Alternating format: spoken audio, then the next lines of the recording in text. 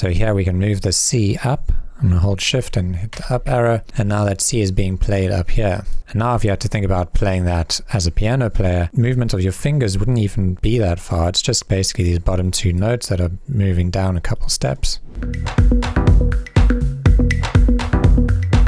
Hey guys, Bound to Divide here with Ableton Tips, and today I'm going to teach you about voice leading. Okay, so voice leading is basically a concept where we take chords or chord progression and we try and make the movement between those two chords or between each chord a lot smoother. Okay, so this is the chord progression we're going to be working with.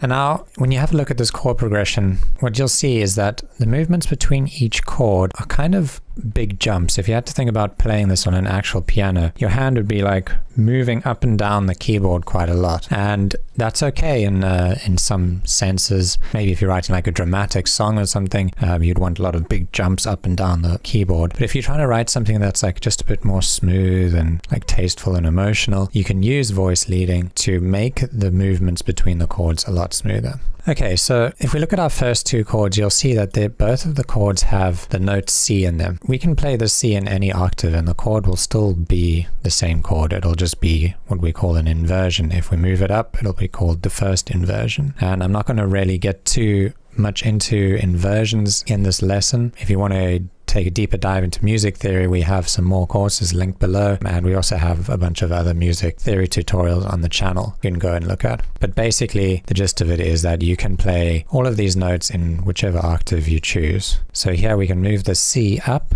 I'm going to hold shift and hit the up arrow, and now that C is being played up here. And now if you had to think about playing that as a piano player, movement of your fingers wouldn't even be that far. It's just basically these bottom two notes that are moving down a couple steps. And now the movement between these two chords sounds like this.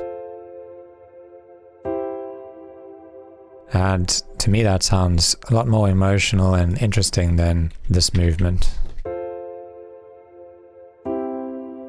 which feels kind of basic. Just a quick break before we go back to the tutorial. If you find these type of videos helpful, we can highly recommend the PML Academy with over 35 full-length online courses, spreading over topics like writing chords and melodies or arranging your songs to producing entire songs from start to finish. So check out the link in the description to see what's inside the All Courses bundle exactly. Okay, so we've moved the C up and now we've got these two notes that are repeating. And if we look at this third chord, we'll see that the C continues over here. So maybe it's a good idea to keep that C going. We don't want to move that note, but we've also got an E, which is a common note here. So we could bring this E down to this octave, and now we've got a really smooth chord progression where we're repeating these C's across here and then these two E's. So let's listen to how that sounds.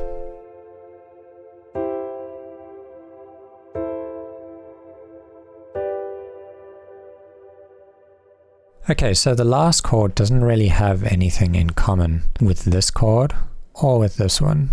And I think it sounds fine the way it does. You know, when you learn something like voice leading, it's really just a tool, and all tools in music theory or in music should be used sparingly, in my opinion. So it's like if you're using voice leading through a chord progression, there's no rule that says you have to use it between each chord. It's fine to just do it on these three and then leave the last chord like that. But there are a few things that we could do to make this a little more interesting if we wanted. And one of them is using suspended chords. Again, if you don't know what suspended chords are, I'm not really going to give you a whole lesson on them now. Like I said, we do have other tutorials and suspended chords are covered. And we've also got a full music theory course. Okay, so if we were to use suspended chords here, we could take this middle note and turn it into a sus2 chord by bringing it down to the A, or we could make it a sus4 chord by bringing it up to the C. Then we've got this note in common, C note, which makes the chord progression a bit smoother. And the nice thing about suspended chords is they also add a little bit of tension. Okay, so let's try moving the B up. So we're making a sus4 chord, and now we've got the C note in common.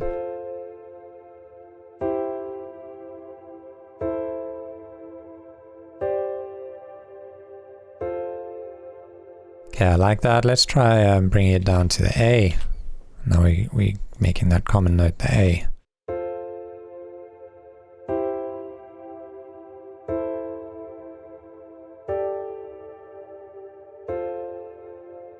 I like that one the most, I think. Okay, so that's it for this lesson. Hopefully you understand what voice leading is now. If you want to learn more about music theory, be sure to check out our courses linked below on harmony and melody writing. And for more helpful music theory tips, be sure to check out our other videos on the channel. Thanks for watching, and I'll see you next time.